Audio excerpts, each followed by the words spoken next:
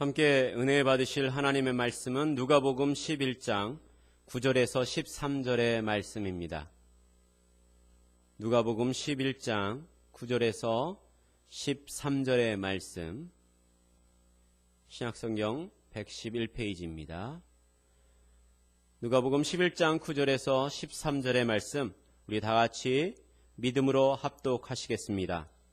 내가 또 너희에게 이르노니 구하라 그러면 너희에게 주실 것이요 찾으라 그러면 찾아낼 것이요 문을 두드리라 그러면 너희에게 열릴 것이니 구하는 이마다 받을 것이요 찾는 이는 찾아낼 것이요 두드리는 이에게는 열릴 것이니라. 너희 중에 아버지 된 자로서 누가 아들이 생선을 달라 하는데 생선 대신에 뱀을 주며 알을 달라 하는데 전갈을 주겠느냐? 너희가 악할지라도 좋은 것을 자식에게 줄 알거든. 하물며 너희 하늘 아버지께서 구하는 자에게 성령을 주시지 않겠느냐 하시니라. 아멘.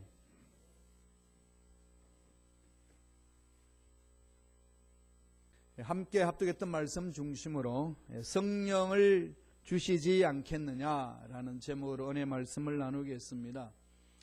미국에서 법률가로 성공하려던 한 젊은이가 있었습니다. 어느 날 스스로에게 질문을 합니다. 스스로에게 던지는 질문이 꼭 하나님께서 자기에게 질문하는 것과 같았습니다. 그래서 진지하기 시작합니다.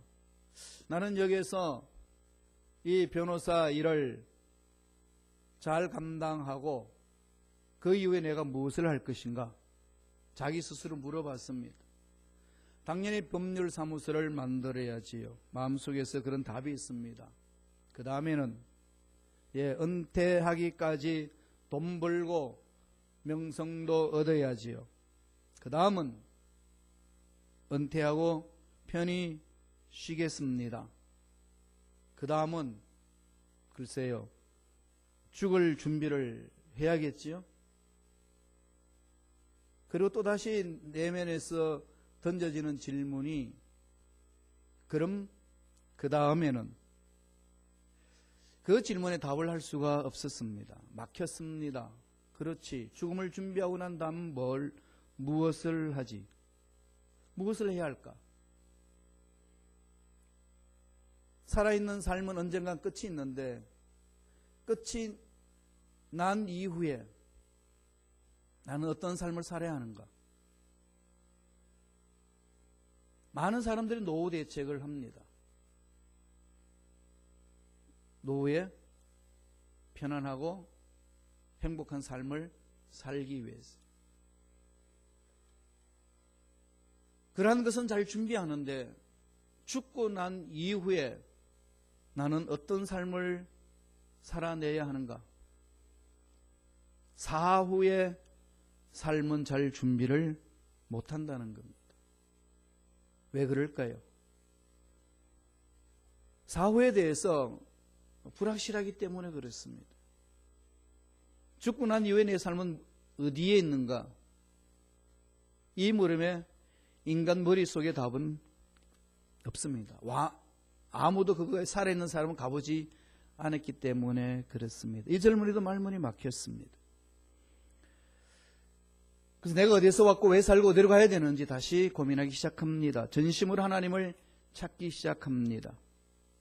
자기 영혼에 대해서 진지하게 생각합니다. 살아있는 동안에 특별한 계획이 있고 멋진 법률가로, 명예로운 법률가로, 유능한 법률가로 쓸 수 있는 모든 플랜이 다 짜여 있지만은 그 모든 것을 마치고 난 이후에 내 삶은 어디에 있느냐? 그 질문에 답이 없습니다. 나는 누구인가 던지는 질문 속에 예수 그리스도를 만나고 하나님을 깊이 체험을 합니다. 영적으로 깊은 체험을 하고 난 이후에 그는 엄청난 미국 사회의 변화를 일으켰던 사람입니다. 그 사람이 누굴까요?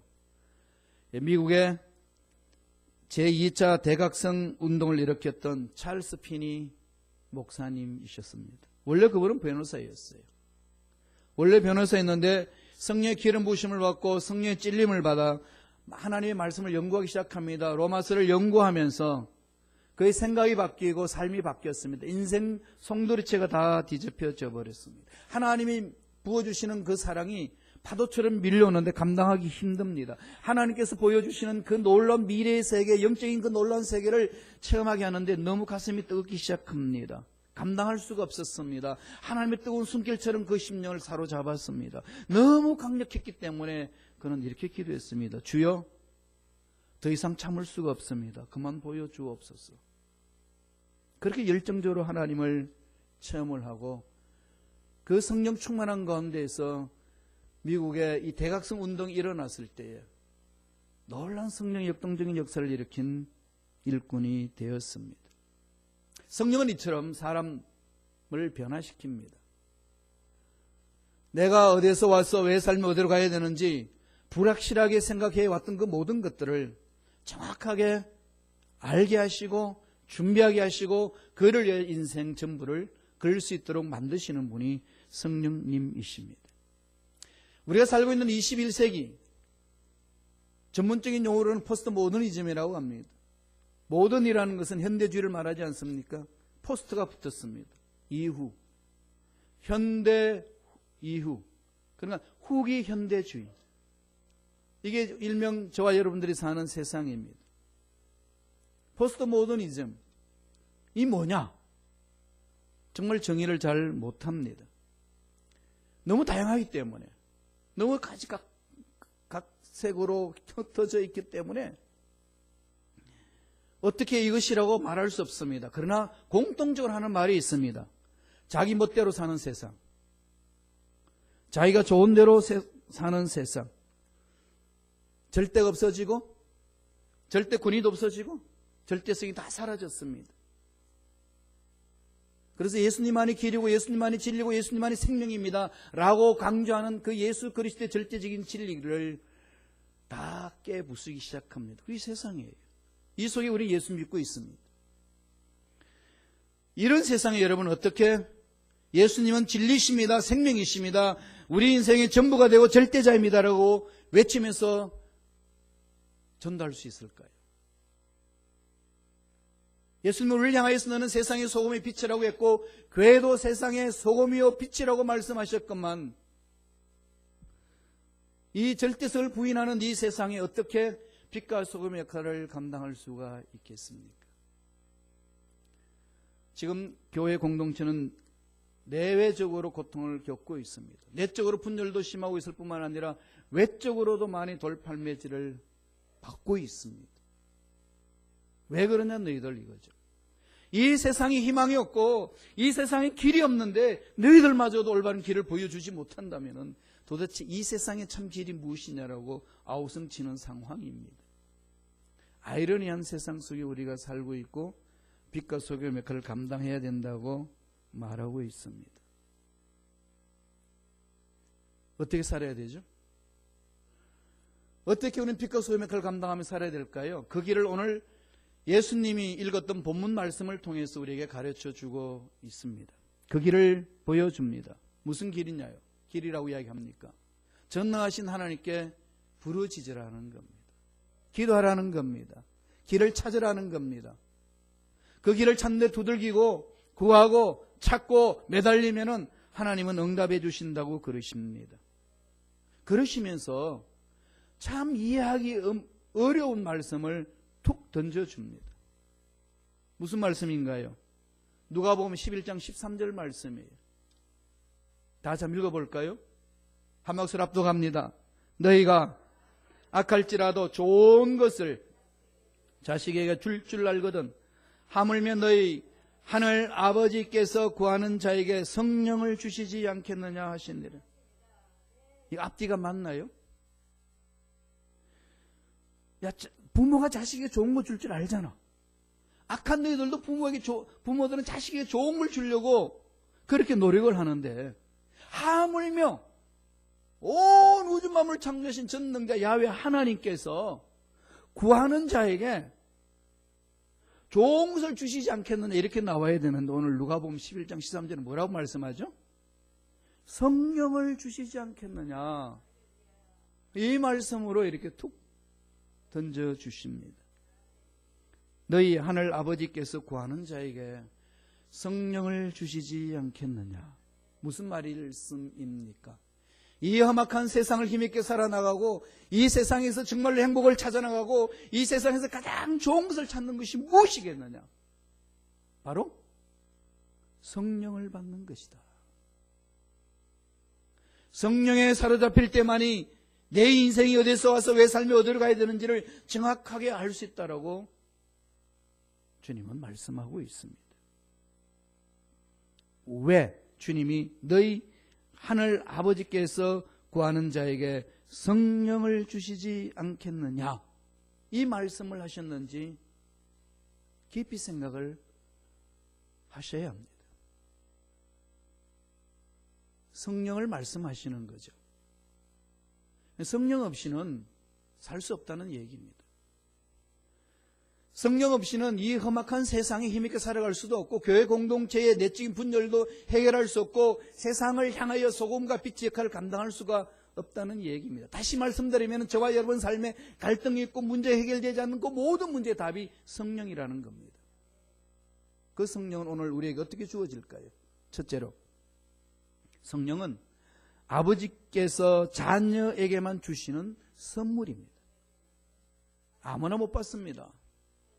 자녀들만이 받을 수 있는 거예요. 자녀가 아닌 자들은 하나님이 주시는 이 성령을 받지 못합니다. 이 성령을 받기 위해서는 어떻게 해야 될까요? 자녀가 되어야 됩니다. 자녀에게만 주시는 선물입니다. 너희 하늘 아버지께서 아버지와 자녀의 관계가 형성된 그들에게 주신다는 겁니다. 그 자녀가 이 세상에 힘있게 살기 위해서는 우선적으로 무엇이 필요하느냐?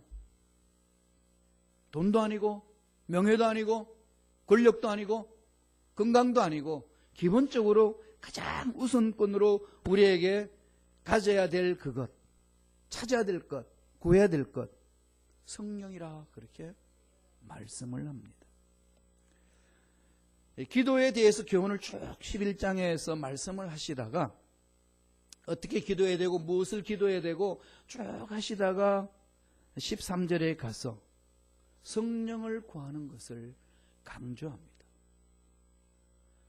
아버지가 아들에게 악한 아버지가 자녀들에게 좋은 것을 주기를 원하는 것 다 알지 않느냐? 전능하신 하나님께서 구하는 자에게 가장 좋은 것을 주신다. 이게 성령이다. 그러므로 저와 여러분 기도 제목이 어떻게 자리 잡아야 될까요? 어떤 것을 여러분 구하고 계시나요? 가장 중요한 것을 구해야 되지 않을까요? 하나님이 지금 여러분 찾아오셔서 네가 가장 중요한 것 하나만 구하라. 그렇게 말씀하시면 무엇을 구하시겠습니까? 예, 성령입니다. 사람마다 다 다를 수 있겠지만은 정신 차려서 말씀을 봐야 된다는 거죠. 우리가 정말 가장 중요한 게 무엇이고 가장 필요한 게 무엇이고 내 삶에 있어서 내 삶 전체를 이끌어 주실 그분이 누구신지를 알라는 겁니다. 저와 여러분 공동적으로 구해야 될 기도 제목이 성령이여 나를 사로잡아 주옵소서. 성령 충만을 위해서 구하셔야 됩니다. 교회는 성령이 오심으로 교회가 시작이 되었습니다. 우리가 세상에 능력 있게 삶을 살아내기 위해서는 성령이 임할 때 가능합니다. 찰스 피니 변호사였던 그분이 위대한 종으로서 부르심을 받아 하나님의 능력사를 감당할 수 있었던 그것은 성령 체험하고 난 이후에 그 역사를 일으켰고 미국 사회를 완전히 뒤흔들어 놨습니다. 그 모든 것을 뒤흔들 수 있는 힘은 돈도 아니고 명예도 아니고 권력도 아니라 오직 성령이라고 역사를 통해서도 보여주고 오늘 주님이 우리에게 가르쳐주고 있습니다. 인생의 행복을 못 느끼시나요? 교회 공동체에서 갈등을 느끼시나요? 성도들 간에 마음에 갈등이 있고 혼란스러운 게 있으신가요? 성령을 사모하시기 바랍니다. 성령을 받으셔야 합니다. 아버지가 아들에게 주시는 자녀에게 주시는 성령입니다. 선물입니다. 베드로가 성령 체험하고 나서 많은 유대인들에게 일어나서 이렇게 설교를 했습니다. 사도행전 2장 38절을 보십시오. 베드로가 설교한 내용입니다. 베드로가 이르되 너희가 회개하여 각각 예수 그리스도의 이름으로 세례를 받고 내 죄사함을 받으라. 그리하면 성령의 선물을 받으리라. 하나님께서 원하시는 것은 우리 모두가 성령을 체험해야 된다는 겁니다. 로마 제국 때 박해가 심했던 상황이 있었습니다. 초대교회에서 일어났던 일입니다.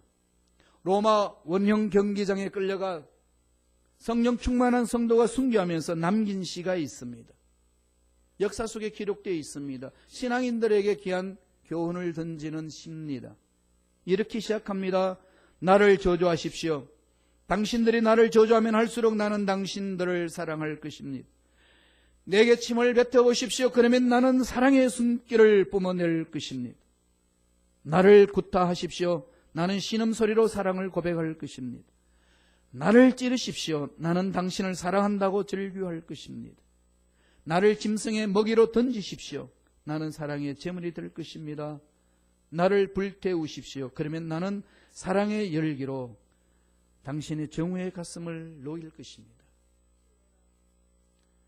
영화 속에서 봤습니다만 네로 황제가 죽음이 너무 두려운데 죽음이란 말만 자기 귀에 들리는 말하는 사람이 있으면 그 자리에서 죽여버렸던 그 죽음을 두려웠던 자가 막상 그리스도인을 핍박할 때에 그리스도인들을 이 경기장에 풀어놔놓고 사자들을 집어넣었을 때 그리스도인들이 사자한테 잡아먹히면서 찬양을 합니다.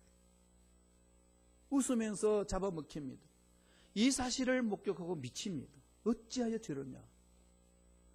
하나님의 사랑, 성령의 기름 부으심을 체험하지 않는 자는 그것을 이해할 수가 없습니다. 초대교회는 그런 강력한 힘이 있었습니다. 돈은 없었지만, 그들은 권력은 없었지만, 그들에게 뭉치는 강한 힘은 없었지만 그들 속에 성령 체험한 능력이 있었습니다. 그들은 예수 그리스도 이름의 권세가 있었습니다. 그리 안전뱅이를 향하여서 나사렛 예수 이름으로 명하노니 일어나 걸어라. 네가 원하는 금과 은은 없지만은 내게 있는 것으로 내게 던져주노라. 예수 이름으로 일어나 걸어라. 그게 초대교회의 강력한 힘이었습니다. 오늘날 교회는, 현대교회는 어마어마한 건물이 있습니다. 수많은 사람들이 몰립니다. 돈이 있습니다. 그런데 예수 이름으로 일어나 걸어라라고 명할 수 있는 그 권세가 허물어지고 있습니다. 우리는 어디로 가야 할까요? 성령을 체험하셔야 합니다. 미국 펜실베니아주에 아주 유명한 명물 둘이 있었습니다. 하나는 별명이 마른 막대기 목사. 상상이 되나요? 마른 막대기 목사라는 분이 있었는데 이분은 교회 부임하는 곳마다 6개월을 넘기지 못하고 쫓겨납니다. 몸은 깡마르고 성질이 사납고 은혜가 없고 늘 정죄가 앞섭니다. 너는 왜 이래? 저는 왜 저래? 늘 정죄합니다. 성도들 간의 관계가 형성이 되지 않습니다.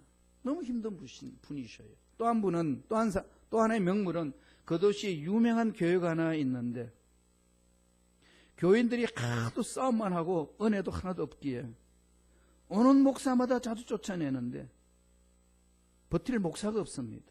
교회 별명을 마른 막대기 교회라고 했습니다. 마른 막대기 목사님이 계셨고 마른 막대기 교회가 있었습니다. 그래서 마른 막대기 목사님이 노회장을 찾아가서 내가 갈 만한 교회에 있으면 한번 소개시켜 주시옵소서. 노회장이 성질을 부리며 이 사람아 자네가 갈 교회가 있겠냐.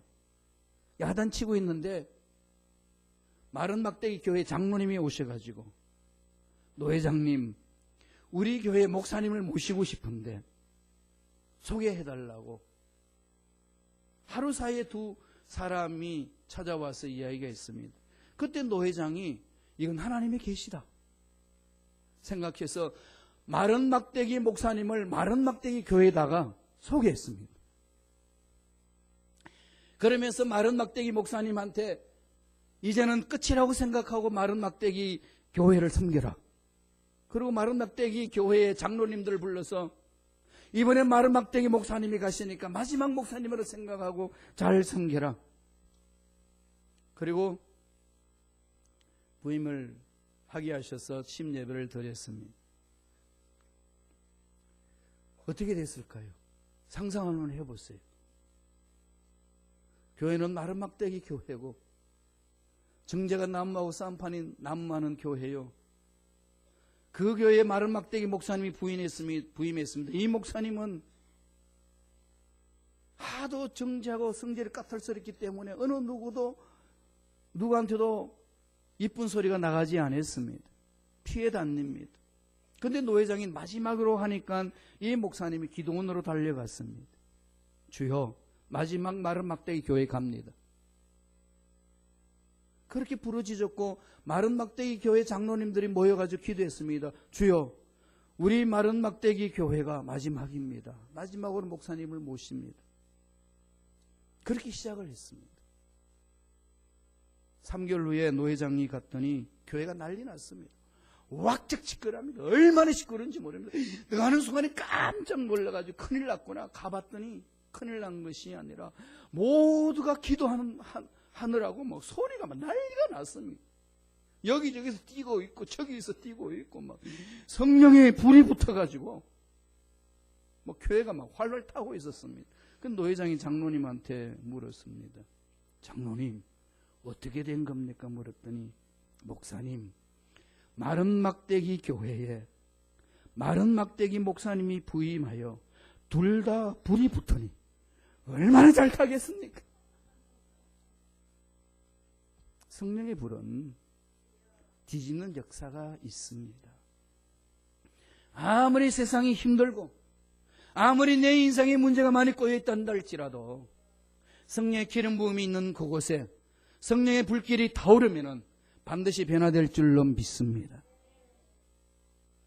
아버지가 자녀에게 주시는 이 선물 받으셔야 됩니다. 그죠? 자녀에게 주는 거잖아요. 두 번째, 성령은 아버지께서 주시는 가장 좋은 선물이라는 거예요. 가장 좋은 선물.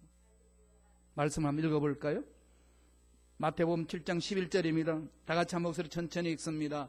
너희가 악한 자라도 좋은 것으로 자식에게 줄 줄 알거든 하물며 하늘에 계신 너희 아버지께서 구하는 자에게 좋은 것으로 주시지 않겠느냐.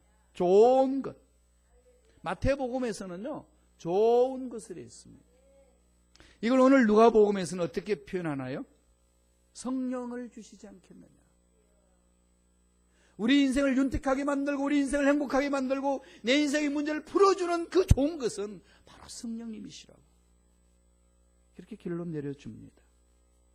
그럼 무엇을 구해야 될까요? 좋은 것을 구해야 되잖아요. 주님이 가르쳐 주셨습니다. 하나님의 말씀을 통해서 우리 가르쳐 줍니다. 우리 인생에 가장 좋은 게 무엇이냐? 바로 성령 하나님이시라고 말씀합니다. 이 성령을 사모하셔야 돼요. 가장 좋은 것이라는 그 사실을 알고 여기 집중해야 됩니다. 받으면 좋고 안 받으면 그뿐이고 아닙니다. 여러분 이 세상에서 가장 좋은 거 주신다면 안 받으시겠어요?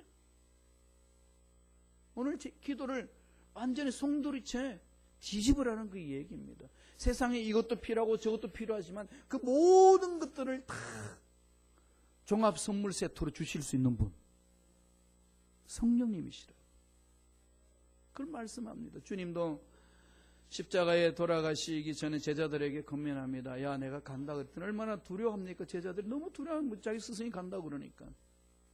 어리의 돌쇠 베드로는 주여 그런 약한 소리 하지 말라고. 하나님의 뜻을 완전히 무시한 채 자기 생각대로 막 이야기를 합니다. 그러한 제자들에게 주님이 이 말씀을 합니다. 요한복음 14장 16절 17절입니다. 다 같이 한번 읽어볼까요? 요한복음 14장 16절 17절 한 목소리로 읽겠습니다. 내가 아버지께 구하겠으니 그가 또 다른 보혜사를 너희에게 주사 영원토록 너희와 함께 있게 하리니 그는 진리의 영이라 세상은 능히 그를 받지 못하나 이는 그를 보지도 못하고 알지도 못함이라 그러나 너희는 그를 아나니 그는 너희와 함께 거하시며 또 너희 속에 계시겠습니다. 성령이 오시면 삶은 변화되고 우리 두려움은 쫓겨나게 되어 있습니다. 성령께서 우리의 생각을 새롭게 만드시고 우리의 마음을 새롭게 만드시고 우리의 삶을 새롭게 하는 겁니다. 예수를 믿는 순간에 새 존재가 되었잖아요. 새 존재가 된 사람은 날마다 성령에 사로잡혀서 새롭게 예수를 닮아가야 합니다.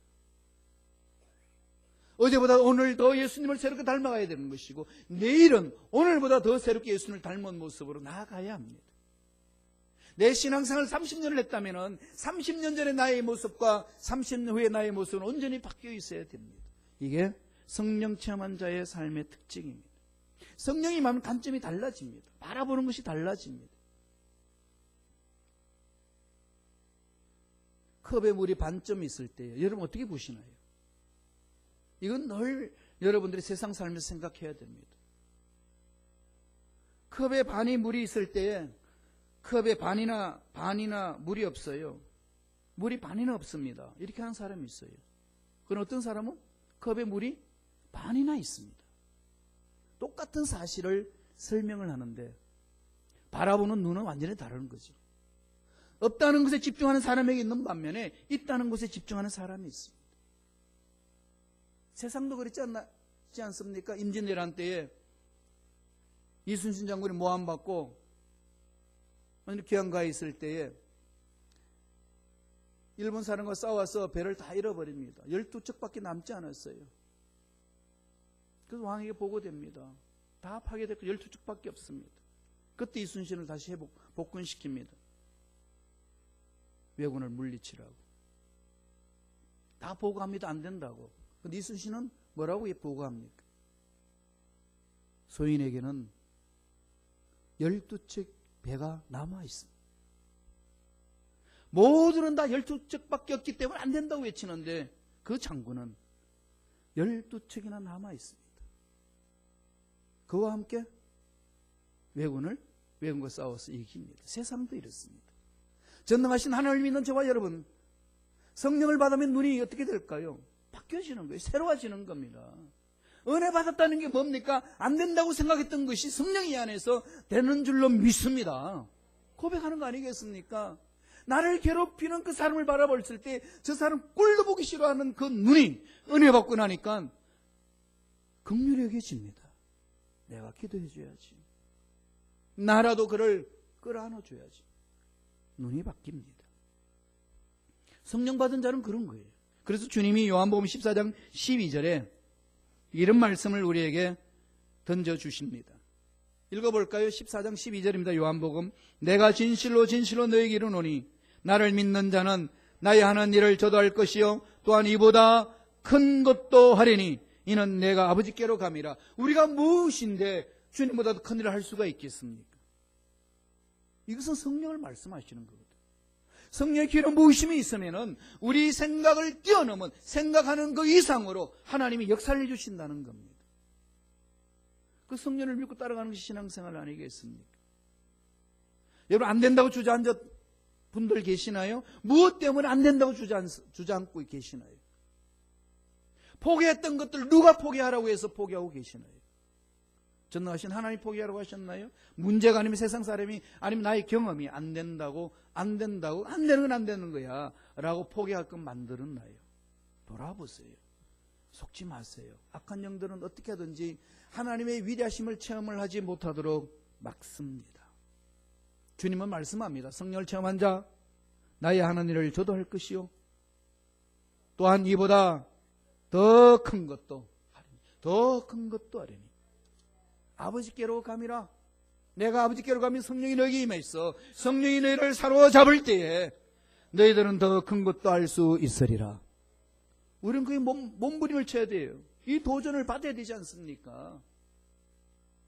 시카고가 환경이 어렵고 힘들고 다 아는 사실이에요. 여기에 매일 이유가 어디 있습니까? 이보다 크신 분 하나님이 계시는데.